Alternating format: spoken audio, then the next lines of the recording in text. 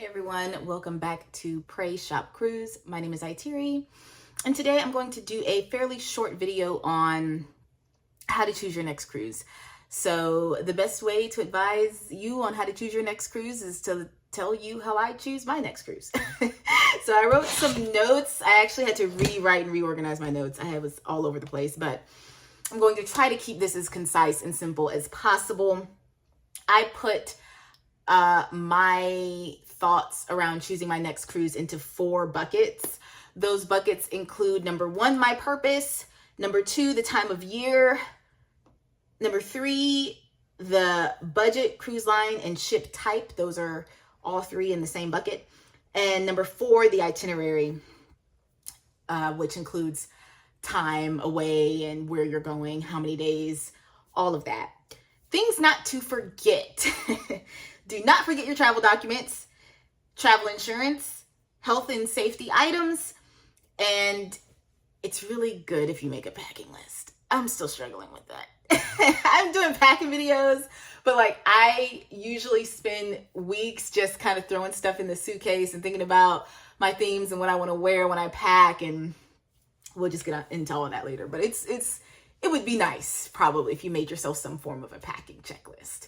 So Number one for me, beyond budget or anything, is why am I about to take this cruise? So the purpose is very important for me.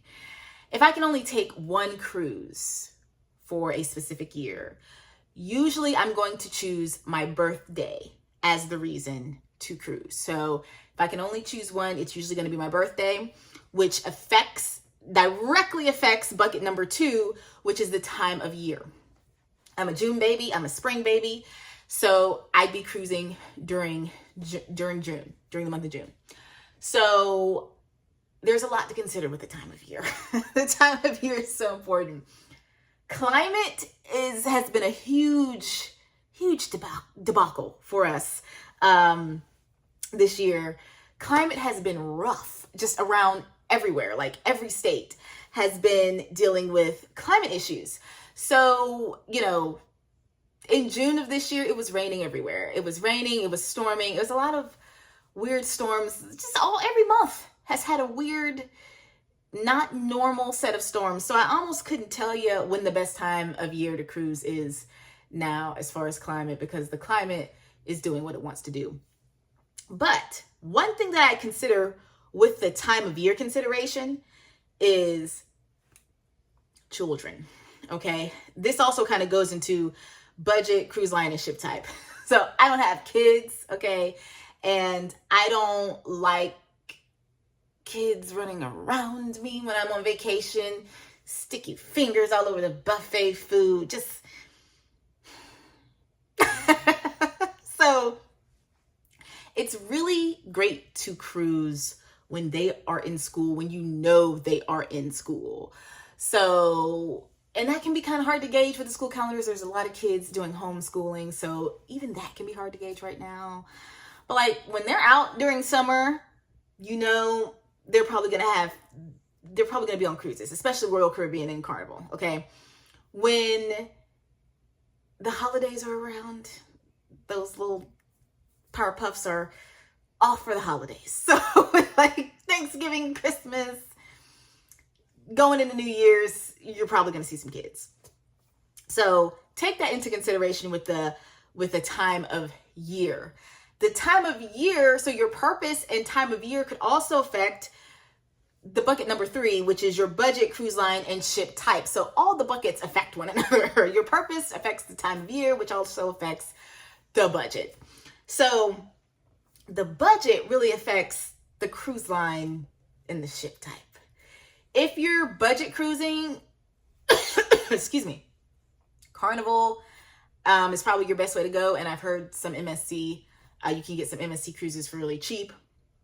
I have not cruised MSC yet, but when I cruise MSC, it will be Yacht Club. I've seen some experiences with the regular cruising of MSC, and I can't go through that. I can't. From what the people are showing, the people have spoken on YouTube, and I just can't. So when I go, it's going to have to be Yacht Club. So budget, cruise line, and ship type if you're on a smaller budget, Carnival, MSC might be the way to go. Royal Caribbean is expensive, and they're getting too big for their britches. Royal Caribbean is getting real saucy, okay? But if you take an older ship, an older Royal Caribbean ship, you can probably get a good deal. And not only take an older Royal ship, when you take an older ship, get an inside cabin on top of that. So your savings on top of savings, right? So budget, cruise line, ship type. These things also so the budget affects the cruise line and affects the ship type, right? So those things also affect what kind of food and activities you will have on board. So if you are cruising an older Royal Caribbean cruise ship and you get an inside cabin, if you're cruising something like the Radiance, the activities are limited, you know? I went on Radiance of the Seas. Me and my parents loved it. We had a phenomenal time. But going one step above that into like that Mariner class gives you just a little bit more things to do. So Radiance doesn't have a ice skating rink on it. Mariner does. So the bigger you go with Royal, like each step bigger, you get to a little bit more, just a little bit more, just a little bit more. But you're paying for that. So if activities on board are a huge deal, you might want to consider saving more money to take a bigger cruise. And I'm saying Royal because Royal's the kingpin, okay? When you talk about activities and you talk about food and you talk about organization and you talk about, they're just the kingpin. It's just what it is. But for someone like me who's no kids and no like family of my own, Royal is still kingpin, but cruise ships like Celebrity and Virgin Voyages who cater to a more sophisticated adult class, those are going to be my top of the line options. But again, if my budget is not a Celebrity budget or Virgin Voyages budget, then you can't go, right? So all of these things, but my first one is always that purpose. Like I keep my purpose in mind when I'm making the rest of these decisions. Number 4, the itinerary. How many days of vacation do I need to take? How many days off work do I need to take? That's a really, really important one. Almost forget where it's going, okay? Because depending on how many days you can take off, that's going to restrict where you can go. Think about it. So when we did Celebrity Beyond, it was my birthday cruise. I said, I want to go to some islands that I've never been to. You know, we go to the Bahamas all day, every day. You can go to the Bahamas almost as if you can go down the street. I'm in North Carolina. You can go to Bahamas as if you can go to South Carolina. That's how often Royal and all the rest of them love the Bahamas. So I definitely didn't want to do that. I was like, oh, let's go to Aruba, Bonaire, and Curacao. Let's do the ABC Islands. Sounds nice. Till you find out you got to take a 9-day, 8-night cruise to get there and to get back. So you have to consider that when you're taking vacation and time off for work. And God forbid, you know, like most people, you only have 2 weeks. So if you're taking, and counter in travel time. So if you're taking a 7-night cruise and you're driving like I do, you got to take at least, you know, a whole week plus another 2 days to recover. Okay, so the length of the cruise itinerary could almost trump everything else above it, because you can have your purpose in mind, have the time of year in mind, and have a nice budget. But if you only have like 3 or 4 days on your job to take off, all that other stuff doesn't matter. It doesn't matter how much you save because you can't take off work. So America is just, I'm gonna just leave that for another day. But so y'all know we don't have a lot of time off when you're a regular working class American citizen. So think about that. So my purpose, bucket 1, time of year, bucket 2, budget, cruise line, ship type, and that's bucket 3. And bucket 4 is itinerary. How many days do I have to take off and where is it going? Now, where is it going does matter. Okay, you know, most of the short cruise, the weekend cruises, they're going to the Bahamas. There's not but so many places you can go on the weekend, okay? You might get you to Mexico, okay? So Mexico and Bahamas. You only really got 2 options if you're doing like a 3-night cruise, okay? Really, it's probably just gonna be Bahamas. If you don't want to keep going to the Bahamas every time you cruise, then you're gonna have to counter that into your overall cruise, choose your cruise calculation, if you will. So you have got to think about that. Now, some people are okay with cruising to the same place over and over, because if your purpose, and it goes back to purpose. So if my birthday is the reason why I'm cruising, but the other thing to consider with your purpose is, do I want to cruise to go to an island? Is the island the thing that I want? Is that what I'm desiring? To walk around the Bahamas, to walk around Aruba, to walk around San Juan and take pictures, maybe to go to one of those island beaches? Or is my true desire to be on this mega ship, like Star of the Seas coming out? Like, do you really need to get off the ship on Star of the Seas? You know, it's like, you don't need to get off that boat. Now, I haven't been to some of the places that it's cruising, not yet. But like, for me, I already know I'm going to have to do Star twice. I'm going to have to do Star once to actually enjoy the itinerary and get off the boat. And I'm going to have to do Star again to just not get off the boat, because you're not going to be able to see and feel and experience everything on that Icon class ship. It's just too big. And that's the beauty of it. You know, they know you're going to have to come back, right?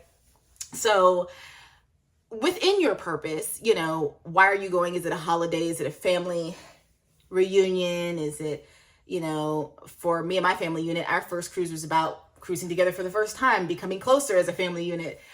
So it's all kinds of reasons to cruise. All kinds of reasons to cruise. Cruising heals the family unit. Yes, it does. Y'all want good therapy? Take a cruise. Take a cruise. Anyway, what was I saying? Consider that in your purpose. So not only like what holiday or time of year or why do I want to cruise, but what is it that I want to experience from this cruise? Is it the island destination? Is it the destination? Is it the excursions? Or is it the cruise itself? Now, for me, I've noticed after the 6 cruises that I did over the past couple of years, I lean more toward enjoying this ship, because the ships are getting bigger. So I've been going on some bigger ships. So I would love to go back on, especially like Utopia, and just not get off and just try to see parts of the ship that I missed or overlooked. Now, if I'm going on a smaller ship, like the Celebrity Beyond was a smaller ship. It felt more like a luxury yacht experience. For me, then it would be, maybe I'd be leaning more toward the ship and the island experiences. But when you're on a ship for 7 nights, or 8 nights rather, I think we're on 8 nights. When you're on a ship for 8 nights, you're going to see the ship. Okay. So at that point, you're like, yeah, it's a little bit of both. The longer you cruise, the longer you cruise at one point in time on that one particular ship. So the longer the itinerary, the more acquainted you can become with the cruise ship itself. And the cruise ship experience becomes less of a concern. Like, you know, you're going to get in all those activities that you want to do. You know, you're going to see all the venues. You know, you're going to eat all the food you want to eat. The longer you have to stay, the easier it is to make sure that you get everything out of the ship experience itself. But those shorter cruises, those 3-night cruises, like Utopia had a nerve to want to put on a 3-night cruise with that big ship. Now, if you've never been on an Oasis class ship, okay, and you go 3 nights, you cannot take everything in on that ship for 3 nights. You're going to have to go back. So that's one of those things where, like, you're going to want to go back to experience the ship experience on top of the excursion. So keep that in mind with your purpose. Things not to forget: your travel documents. I just need to say this. Everybody always says it. I'm going to say it. You can board with nothing. You'd better have your passport. Forget your phone. Just forget everything. Just make sure you have your passport. Travel insurance. I've booked cruises with travel insurance. I've booked cruises without travel insurance. I would always recommend to choose travel insurance and choose the a little bit more advanced level travel insurance, where like you have the medical benefits of like getting helicoptered off the cruise if you need to. The more cruises we take, the more people we're seeing having to get helicoptered off or boated out. Like, and God forbid if something happens to you and you have to they got to come get you off the boat, you're paying for that. That money does not just come from the sky, you know. So it's really best to just not book a cruise unless you can afford the travel insurance that goes with the cruise. Easier said than done. The travel insurance gets very expensive the higher you go up with it. So I understand people not wanting to book it because you're adding like $400 to $500 or more, depending on the insurance and how many people to your cruise. Health and safety. Just always make sure you have your medical stuff on you at all times, your medicines. If you use a travel agent, because if you have special needs, travel agents can help you get the things that you need as far as like scooters and other accessibility things you need in your room or getting an accessible room. Use a travel agent because they matter. They're very important. I've booked cruises for myself, but I enjoy using a travel agent, and sometimes I book them for myself and transfer to a travel agent eventually. Make a packing list if you can. It's so many things to consider when packing. Go watch my packing video for Star of the Seas that just came out. But it's not just clothes and shoes. It's, like I said, medicines. It's your technology, your other needs, your et cetera, your various, your things you don't think about, your blanket, your chargers. It's all these random things sometimes that you don't think about that you'll need on a cruise ship. When you start cruising, you'll know what I'm talking about. You get on the ship, you're like, oh, I could have used that. So sit down and write everything out that you're going to need. And if you don't know, if you've never cruised before, watch other cruisers talk about what they take on a cruise and talk about their cruise tips as far as packing. I need to make a separate packing tips video with all the things that I've learned that I've needed to take on cruises. So I'm going to make a note of that. I need to make a packing video. Let me put that in my other notebook now that I'm talking about it. But there are so many pro cruisers out there that have videos on, what you need to not forget when you cruise. So what else did I want to say? What else am I forgetting, guys? Tell me in the comments. What do you consider when you choose your next cruise? Are you about to go on a cruise soon? And which one are you going on and where are you going? Because inquiring minds want to know. And I want to live vicariously through you because I don't think I'm going to be cruising this year. I don't know yet. Time will tell, but I'm not sure exactly. So let me know if you're cruising and where you're going and how many people are going with you and why you're cruising. Tell me your why, and if it's your first cruise, if it's your 100th cruise, I want to know. So talk to me. I'm probably going to make, things to pack when cruising because it's important. That's all I got. Come back and see me. Stay blessed, stay safe, and I'll see you again real soon.